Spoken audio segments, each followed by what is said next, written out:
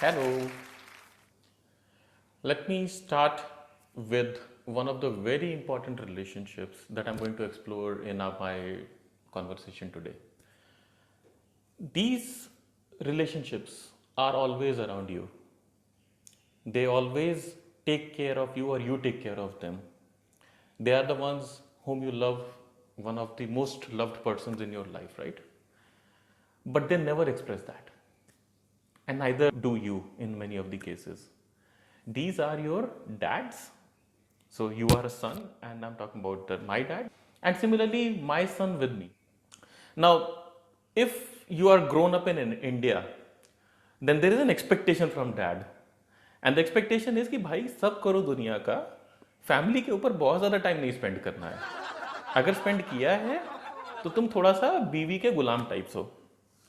और उसका प्रॉब्लम ये होता है कि just for the dads to convince the rest of the world कि नहीं मैं मर्द हूं, they do everything in their lives rather than spending enough time with the families, despite the fact that they do care for them, right? And that has resulted in many of the interesting situations that many of you would have faced also, not just me, but let me talk about some of them. So for example, अब dad को बेटे को बताना है कि थोड़ी पढ़ाई ज्यादा कर लेनी चाहिए, तो मुश्किल से कभी कभी होगा कि डैड आकर के आपके सामने बैठेंगे, आपसे पूछेंगे कि आप क्या पढ़ रहे हो. डैड रादर देन ये सब करने के मम्मी को बताएंगे. तो basically mom become a conduit between a conversation that dad needs to have with his son. Directly भी कर सकते हैं, मगर नहीं, सब डायरेक्टली बोलने में तो ऑकवर्ड होता है ना, तो मम्मी को बताया जाता है. एक्सट्रीम सिचुएशन तब होती है जब आपने भी मम्मी आपकी पॉइंट ऑफ कांटेक्ट है ना, तो आपने मम्मी को बताया, मम्मी ने पापा को बताया, पापा को कुछ बेटे को बताना है तो पापा ने मम्मी को बताया, मम्मी ने आके मुझे बताया. प्रॉब्लम तब है जब दोनों लड़ाई लड़ रहे हैं, बाप बेटा. अब उसमें भी होता ही है कि rather than dad directly shouting at the son, होगा मम्मी बीच में बुलाया जाएगा. तुमको बोला था बेटे को बता देना, तुम सुनती नहीं हो कुछ भी. और बेटा भी मम्मी के पीछे पड़ा हुआ है कि मम्मी आपको मैंने बोला था पापा को पास ऑन कर देना, आप कुछ बताती नहीं है, अब देखो ये लड़ रहे हैं मेरे से. So imagine a situation where even if you have to fight, you are bringing mom in. It has its own other side effects also. So, for example, I remember I went for my MBA to another city, and during those days emails वगैरह चलते नहीं थे. तो what you can maximum do is that you will write a letter and then you will post it, and that letter is what your family will read, right? अब आपने क्योंकि पापा के साथ कभी इससे पहले भी बहुत ज़्यादा बात तो करी नहीं है, तो पता लगेगा आपने 1 पेज का या 1.5 पेज का लेटर लिखा है. उसमें आपने मम्मी को सब कुछ लिखा, mummy I am missing you, खाने में ये प्रॉब्लम है, फलाना धमाका. और उसके बाद में लास्ट की 3 लाइंस डैड के लिए होती हैं. प्यारे पापा, यहाँ पे सब कुछ ठीक है, मुझे कुछ पैसे चाहिए, प्लीज भेज देना. तो you can imagine that a situation like this. अब अगर आज की तारीख में you will find these women wearing this kind of a slogan on their T-shirts like my dad is my ATM. It just was there for donkey number of years. Every damn son and daughter is expecting their dad to just do exactly the same. Their dads were their ATMs. It's just that now a few people are shamelessly writing these slogans on and flaunting it, right? But there are few things that only dad and son can do. For example, आप अगर घर के अंदर बैठे हैं और आप बड़े हो चुके हैं, you are under teenager, right, तो आप अपना बाहर जाकर के कुछ गालियां तो सीख चुके हैं. घर में कभी आपको मम्मी के सामने देने की हिम्मत नहीं पड़ती है. पापा के सामने जाने के से निकल भी जाती है. तो आप उनके साथ में कहीं गए हैं, कुछ चल रहा है, बहस हो रही है, आप गुस्सा हुए, आपके मुंह से निकल भी गई. और पापा भी ऐसे बिहेव करते उस समय जैसे उन्होंने कुछ सुना ही नहीं है. तो आपके मुंह से निकल चुकी है, ये तो आपको भी पता है अब. तो you are also feeling embarrassed. But dad also is not trying to make you feel embarrassed. Mom तो इमीडिएटली कहीं भी खड़े हो वहां पे शुरू हो जाएंगी, ऐसे बोलते हैं, तुम्हें तमीज नहीं है. डैड ने सुना, उन्होंने कहा बेटे को तो ऐसे करना ही था. सिर्फ ये है कि at that moment because it was the first time you committed this, so he kind of just ignored it. So this is one benefit that you will find with dads. Another benefit of like relationship between a son and a dad, and again I'm not talking about girls and dad because girls generally score good marks. लड़कों के number generally खराब आते हैं, ठीक है. और इस बात को या इस दर्द को सिवाय डैड्स के मॉम्स की समझ में नहीं आता है. तो अब जैसे मेरे साथ में अक्सर होता था बचपन में, I got my report card, marks are not very good. तो मम्मी क्या करेंगी, दोपहर में मुझे सिर्फ दोपहर से लेकर के शाम तक मेरी जान इसी बात पे अटका के रखती थी कि पापा आएंगे और पापा मारेंगे. अब may be they have had their own debriefs between them कि भाई लड़के का रिपोर्ट कार्ड देखना है, तुम्हें चिल्लाना है, डांटना है, एक्सेट्रा एक्सेट्रा. डैड ने रिपोर्ट कार्ड देखा. अब उनको, despite the fact he has been trained to shout at me at that point of time, उनसे हो नहीं पा रहा है. मतलब बेचारे के खुद 45 मार्क्स आए होंगे अपने स्कोर्स में, राइट? मेरे 65 आए. तो अब उनको लग रहा है यार मेरे से थोड़ा का बेटर ही कर रहा है, इसको क्यों गाली देनी. अच्छा, मम्मी को प्रॉब्लम है कि 65 ही आए हैं, उनको एक्सपेक्टेशन 90 की थी. तो भाई अब वो बड़ी देर से लगी हुई है. पापा ने देखा रिपोर्ट कार्ड, देखा, कहा हाँ बेटा मार्क्स थोड़े कम है, थोड़ी और मेहनत करना. अब मम्मी मेरी पड़ी हुई है पीछे, अरे तुम कुछ बोलते ही नहीं हो, बच्चा बिगड़ जाएगा. तो बेचारे ने फिर से बोला हाँ बोल तो रहा हूं, थोड़ा और पढ़ाई कर लेना. अब मम्मी जो सवेरे से बैठी हुई थी कि मतलब बच्चे को डरा करके रखना था, पापा ने तो मारा नहीं, खुद ही आकर के 4-5 हाथ साफ करके चली जाती हैं. तो you can imagine another benefit with dad is कि कम से कम उनको समझ में आता है कि 65 भी कितनी मेहनत से आते हैं जब ना पढ़ाई करने वाले बच्चे हों. तो so again something which only dad can relate and you should have fun with that. So you can imagine this always has been the case कि आप अपने पापा से थोड़ा दूर रहते हैं, पापा आपसे थोड़ा दूर रहते हैं. तो there are times when you feel awkward कि यार मतलब हमने पूरी जिंदगी बिता दी है, we have never kind of been close to each other, never have heart to heart chats kind of things, right? और ऊपर से ये साले कुछ मूवी डायरेक्टर्स हैं, इम्तियाज अली टाइप, जो साले मूवी भी 1-2-4 बना देंगे emotional between son and dad etcetera. अब ऐसी किसी एक मूवी को देख करके मेरे को भी एक दिन लगा कि नहीं, we need to build the bridges. मतलब I was grown up then, in fact it was a couple of years back situation. तो डैड का बर्थडे, मैंने बोला I need a gift. And dad said what do you need? So I said I need a hug. तो अब of course dad came and he hug me. हम दोनों थोड़ी देर गले लगे. उसके बाद पापा को थोड़ा ऑकवर्ड लगा कि भाई लड़के ने आज गले लग लिया है. अच्छा, थोड़ी देर में जब वो हटे तो मैंने उनसे बोला कि यार we never do this very often, so we should do it more often. पापा को दिमाग में चल रहा होगा साला लड़ाई बेटर है, गले लगना थोड़ा सा ज्यादा हो जाता है. So you can imagine since then we have not hugged again, despite the fact कि I would say we should be doing it more often. But anyways, thanks to, और I should say put the blame on those kind of directors, but that is one thing which you will find very very awkward if you are doing it with your dads. एक चीज और होती है, मतलब when you are grown up then only you will realize it, कि जब पापा बचपन में आपके लिए कुछ करते थे तो he will never think about the money, amount of money that he will spend on your happiness.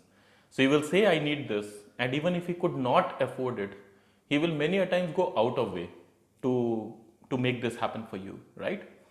And now you're grown up, so now you are earning, he is kind of living a retired life. एक problem उन्हें ना जाने क्यों होती है, और ये मैंने देखा है बहुत specifically, unless somebody is a pensioner then it's a different issue, may B they are getting some money, but अगर वो रिटायर्ड हैं, अब उनको ना जाने क्यों लगता है कि मेरे बेटे के लिए मैं अगर कुछ कर सकता हूं तो वो है पैसे बचाना, despite the fact that son can pretty much afford lot of luxuries that they want to have, right? अब I will tell you a recent one. हमारे यहाँ पे कूड़े वाला आता है. Now during this lockdown they started charging 100 rupees extra. तो मेरे पापा, जो कि सालों से घर के, मतलब उनको कुछ प्रॉब्लम है तो ही कांट वॉक कन्वीनियंटली, तो इस वजह से सालों से मुश्किल से जो उन्हें पुश करना पड़ता है घर से बाहर 100 रुपए एक्स्ट्रा देने के लिए. भाई लड़ रहे हैं उस कूड़े वाले के साथ में कि नहीं तुम 100 रुपए ज्यादा लेते हो, मैं खुद जाके डालाऊंगा. हम बोले पापा 100 रुपए दे दो इसको, बाहर जाओगे कोरोना हो जाएगा, आप घर बैठो आराम से, वैसे भी आपकी उम्र नहीं है बाहर जाकर के घूमने की इस मौसम में. So this is another one which you can imagine. Dads can actually put their lives at risk to save that 100 rupees of yours. Now, one of the last instances that I'll talk about. Unlike moms, dads are slightly more objective in terms of the situations also. And I'll tell you again, there is nothing to reflect bad upon the situation, but a lot of dads will do in one way or the other. तो मैंने उस समय I was I think 18 years, I just crossed 18 and I learned how to drive a scooter. तो मैंने अपने पापा से बोला सिखा दो, उन्होंने सिखाया नहीं, मैंने अपने कजन के साथ जाके स्कूटर सीख लिया. अब मैं वापस आकर के अपने पापा को बड़ी शान से बताता हूँ कि पापा मैंने स्कूटर चलाना सीख लिया है. पापा सुनते हैं, कहते हैं अच्छा ठीक है. 2 दिन बाद मुझे दुकान बुलाते हैं, ही हैड अ शॉप, तो उन्होंने दुकान पे बुलाया और इंश्योरेंस एजेंट बैठा हुआ था, मेरा लाइफ इंश्योरेंस करा दिया. तो कैसे समझ सकते हो कि this is the most best possible objectivity. भाई लड़के ने स्कूटर सीख लिया, इसकी लाइफ की रिस्क पड़ गई है, let's ensure that he is insured, right? Now I will move on to the next stage, which is the next generation. So there were few things that I thought that, given the fact that I couldn't do enough with my dad, so I'll try to fix them with my son, right? So one of the things was, of course, talking enough, being more free, playing with them, so that at my old age, when I'm with them, at least they should not think twice before hugging and then finding it awkward, right?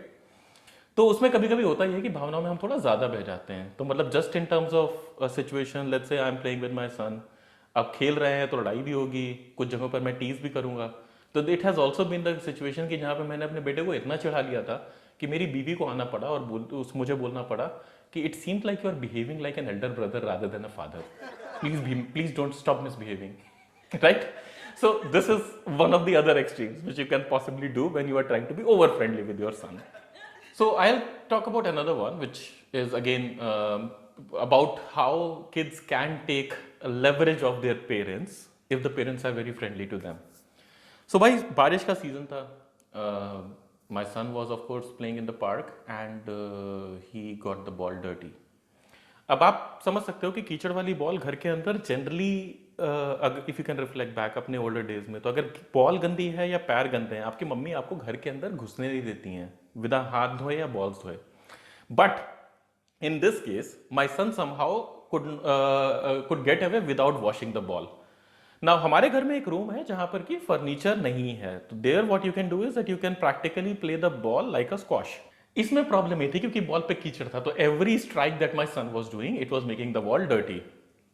तो भाई थोड़ी देर में mummy को दिखा उनकी कि ये तो गड़बड़ हो रहा है. Of course he got some scolding from her. अब मैं उस समय ट्रैवल कर रहा था, तो मुझे ये एपिसोड पता नहीं है. मैं ट्रैवल करके घर आता हूँ और उसके बाद में, अच्छा जस्ट एज यूजुअल हर मम्मी का होता है कि भाई एक राउंड हो चुका है, दूसरा राउंड तो डैड को देना है. तो मेरी वाइफ ने भी मुझे बताया कि भाई this is what has happened and I need to talk to your son. तो मैं अपने बेटे के पास जाके बैठता हूँ और मैं पूछता हूँ कि क्या हुआ था यहाँ पे. तो कहता है कि वो बॉल से दीवार गंदी हो गई है. तो मैंने पूछा मम्मी ने डांटा था आपको? कहता हाँ. तो मैंने पूछा डांट पढ़ना बनता था? तो कहता है डांट पढ़ना तो बनता था बट मेरा नहीं. मैंने पूछा फिर किसका? बैट का, क्योंकि बैट बॉल को मार रहा था. तो मतलब यू कैन इमेजिन, मैंने उसको सुनने के बाद बोला भाई तेरा फ्यूचर डिसाइडेड है, या तो तू पॉलिटिशियन बनेगा या सीनियर मैनेजमेंट, उसके अलावा तुझमें और कोई लक्षण नहीं दिख रहा है मुझे. See, I also thought about why the parents are like this and why the relationship, especially between a son and dad, is like this. And I believe that the society in general expect your parents to be a perfect parents. They need to be perfect man, and the son needs to be perfect. And the problem also does not end here कि आपके parent का impression ही है, आपके आसपास जो society होती है वो भी आपको यही कराने के लिए कोशिश कर रही होती है. So now I will tell you the situation and then why we need to get rid of it. So it was raining once and it was like last year, so I was, you can imagine, pretty grown up and my kids were also 9 and 7 years.